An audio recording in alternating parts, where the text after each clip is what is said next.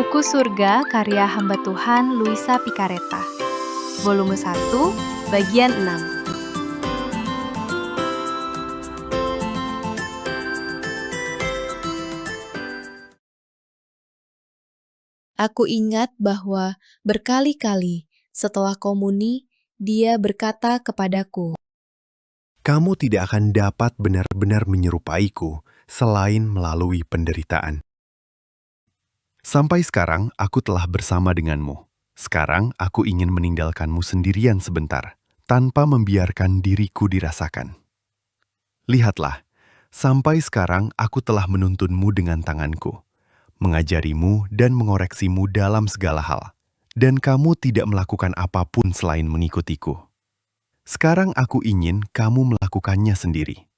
Namun, perhatikanlah lebih saksama daripada sebelumnya, dengan berpikir bahwa pandanganku tertuju padamu, meskipun aku tidak membiarkan diriku terdengar, dan bahwa ketika aku kembali untuk membuat diriku terdengar, aku akan datang untuk memberimu pahala jika kamu telah setia kepadaku, atau untuk menghukummu jika kamu telah tidak berterima kasih kepadaku."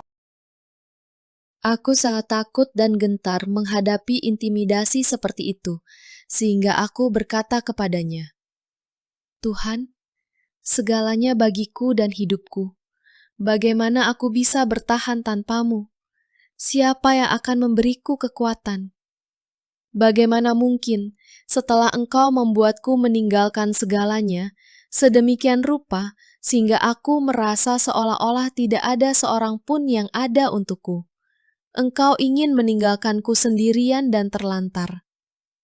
Apa mungkin Engkau lupa betapa buruknya aku, dan bahwa tanpamu aku tidak dapat berbuat apa-apa? Dan karena keberatan ini, dengan ekspresi yang lebih serius, dia menambahkan, Alasannya adalah, aku ingin kamu memahami dengan baik siapa dirimu. Lihat, aku melakukan ini untuk kebaikanmu. Janganlah bersedih. Aku ingin mempersiapkan hatimu untuk menerima rahmat yang telah aku rancang untukmu. Sampai saat ini, aku telah membantumu dengan bijaksana. Sekarang, aku akan melakukannya dengan kurang bijaksana. Aku akan membuatmu menyentuh kehinaanmu dengan tanganmu sendiri. Aku akan menyatukanmu sepenuhnya dalam kerendahan hati yang mendalam, agar aku dapat membangun tembok-tembok tinggi di atasmu. Jadi, alih-alih menyiksa dirimu sendiri, hendaklah kamu bersukacita dan bersyukur kepadaku. Karena semakin cepat aku membuatmu menyeberangi lautan badai, semakin cepat kamu akan mencapai pelabuhan keselamatan. Semakin berat cobaan yang akan kuberikan kepadamu, semakin besar rahmat yang akan kuberikan kepadamu. Maka beranilah, beranilah, dan aku akan segera kembali. dan dengan mengatakan ini, dia tampak memberkatiku, lalu dia pergi. Siapa yang dapat menggambarkan rasa sakit yang kurasakan, kekosongan yang dia tinggalkan di dalam hatiku, air mata pahit yang kutumpahkan. Tetapi aku pasrah pada kehendak sucinya. Rasanya dari jauh aku mencium tangannya yang telah memberkatiku, sambil berkata kepadanya, Selamat tinggal, wahai pasangan suci, selamat tinggal. Aku merasa seolah-olah semuanya telah berakhir bagiku, karena aku hanya memiliki dia, dan karena dia tidak ada penghiburan lain yang tersisa bagiku. Sebaliknya, semuanya berubah menjadi rasa sakit yang sangat pahit. Terlebih lagi, makhluk-makhluk itu sendiri akan memicu rasa sakitku, sedemikian rupa sehingga semua hal yang kulihat seolah berkata kepadaku, Lihat, kami adalah ciptaan kekasihmu, dan dia, di manakah dia? Jika aku melihat air, api, bunga, dan bahkan batu, seketika pikiranku akan berkata, Ah, ini adalah ciptaan pasanganmu. Ah, Mereka memiliki kebaikan untuk melihatnya, dan kau tidak melihatnya. Oh, kumohon, ciptaan Tuhanku, berilah aku kabar. Katakan padaku, di manakah dia? Dia mengatakan kepadaku bahwa dia akan segera datang, tetapi siapa yang tahu kapan? Terkadang aku mencapai kesunyian yang begitu pahit hingga merasa sesak napas, kedinginan di sekujur tubuh, dan menggigil di seluruh tubuhku. Kadang-kadang keluargaku menyadarinya. Mereka menganggapnya sebagai masalah fisik dan ingin mengobatiku, serta memanggil dokter. Kadang-kadang mereka begitu gigih hingga berhasil, tetapi aku sebisa mungkin berusaha untuk tetap sendirian. Jadi, mereka hanya menyadarinya beberapa kali. Aku masih ingat semua rahmat, kata-kata, koreksi, teguran, dan aku dapat melihat dengan jelas bagaimana semua pekerjaan yang telah dilakukan hingga saat itu, semuanya adalah karya rahmat-Nya, dan bahwa tidak ada yang tersisa dari diriku selain kehampaan dan kecenderungan kepada kejahatan. Aku dapat merasakan dengan tanganku sendiri bagaimana, tanpa Dia, aku tidak lagi dapat merasakan cinta dengan begitu nyata, dan cahaya-cahaya yang begitu jernih selama meditasi, sehingga aku akan tetap berada di sana selama 2 atau 3 jam. Namun, saya melakukan sebisa mungkin untuk melakukan apapun yang biasa saya lakukan ketika saya merasakan Dia di dalam diri saya, karena saya merasa kata-kata ini diulang-ulang kepada saya. Jika kamu setia, aku akan datang untuk memberi upah kepadamu. Jika kamu tidak berterima kasih, untuk menghukummu. Dengan cara ini, terkadang saya menghabiskan 2 hari, terkadang 4 hari, lebih atau kurang, sesuai kehendaknya. Satu-satunya penghiburan saya adalah menerimanya dalam sakramen. Ya, tentu saja saya menemukannya di sana. Saya tidak ragu, dan saya ingat bahwa hanya beberapa kali Dia tidak membiarkan dirinya didengar, karena saya berdoa kepadanya dan terus berdoa dan memohon kepadanya begitu banyak, sehingga Dia akan membuat saya puas. Namun, Dia tidak penyayang dan mudah dicintai, melainkan tegas. Setelah saya menghabiskan hari-hari dalam keadaan yang dijelaskan di atas, saya merasakan Dia kembali ke dalam diri saya, terutama jika saya telah setia kepadanya.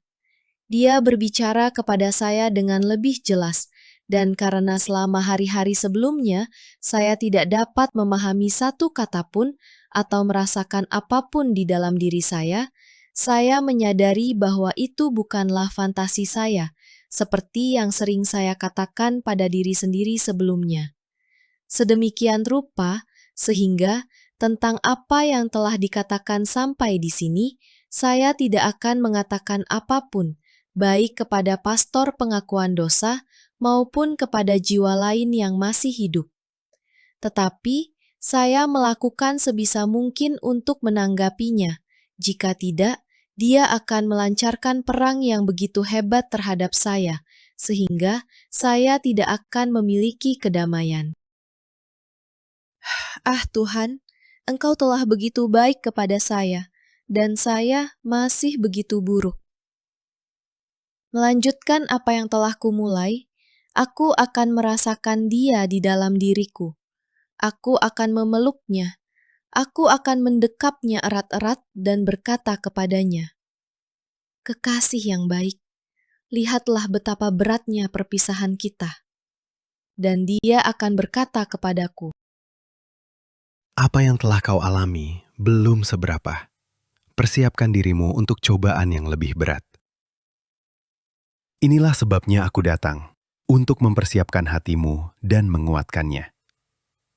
Sekarang kau akan menceritakan kepadaku semua yang telah kau alami, keraguan dan ketakutanmu, semua kesulitanmu, agar aku dapat mengajarimu bagaimana berperilaku selama ketidakhadiranku. Maka aku menceritakan penderitaanku kepadanya, berkata kepadanya, Tuhan, Engkau melihat, tanpa Engkau, aku tidak mampu melakukan kebaikan apapun. Meditasi. Aku melakukannya dengan linglung, buruk, sedemikian rupa sehingga aku tidak berani mempersembahkannya kepadamu dalam komuni. Aku tidak mampu tinggal di sana selama berjam-jam, seperti ketika aku dapat merasakan kehadiranmu. Aku melihat diriku sendirian. Aku tidak punya siapapun untuk diajak bicara. Aku merasa benar-benar kosong. Rasa sakit karena ketidakhadiranmu membuatku merasakan penderitaan yang luar biasa. Sifatku ingin bergegas agar terhindar dari rasa sakit itu. Terlebih lagi, karena tampaknya aku hanya membuang-buang waktu. Dan kemudian, ketakutan bahwa ketika kembali, engkau mungkin akan menghukumku karena aku tidak setia. Jadi aku tidak tahu harus berbuat apa. Lalu, rasa sakit karena engkau terus-menerus dihina, dan aku tidak mampu melakukan tindakan penebusan dosa seperti yang engkau ajarkan kepadaku sebelumnya, dan kunjungan-kunjungan ke Sakramen Maha Kudus untuk berbagai penghinaan yang engkau terima. Katakanlah kepadaku, apa yang seharusnya aku lakukan? Dan dia, dengan penuh kasih sayang, sambil membimbingku, berkata kepadaku, Kamu keliru karena begitu gelisah. Tidakkah kamu tahu bahwa aku adalah roh damai? Dan hal pertama yang aku anjurkan adalah agar kamu tidak mengganggu kedamaian hati. Ketika dalam doa kamu tidak mampu menenangkan diri, aku tidak ingin kamu memikirkan ini atau itu, tentang bagaimana keadaannya atau bagaimana keadaannya tidak. Karena dengan melakukan itu, kamu sendiri yang mendatangkan gangguan. Sebaliknya, ketika kamu mendapati dirimu dalam keadaan itu, hal pertama yang harus dilakukan adalah merendahkan diri, mengakui bahwa kamu pantas menerima penderitaan itu, dan menempatkan dirimu di pelukan algojo, seperti anak domba kecil yang rendah hati yang menjilati tangannya saat ia dibunuh. Begitu juga denganmu. Saat melihat dirimu dipukuli, putus asa dan sendirian, kamu akan menyerahkan dirimu kepada kehendakku yang kudus. Kamu akan mengucap syukur kepadaku dengan sepenuh hatimu. Kamu akan mencium tanganku yang memukulmu, menyadari kemarahan rasa sakitmu. Kemudian, persembahkanlah kepadaku kepahitan, penderitaan, dan kebosanan itu. Memohon kepadaku agar aku menerimanya sebagai kurban pujian, penebusan dosa-dosamu, dan penebusan atas pelanggaran yang kamu lakukan kepadaku. Jika kamu melakukannya, doamu akan naik ke hadapan tahtaku seperti dupa yang paling harum. Itu akan menyembuhkan hatiku, dan kamu akan memperoleh rahmat dan karunia baru.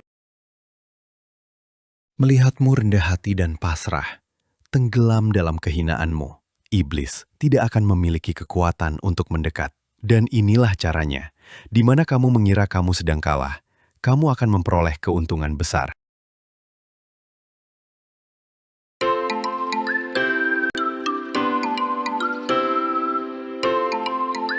Bersambung ke volume 1, bagian 7.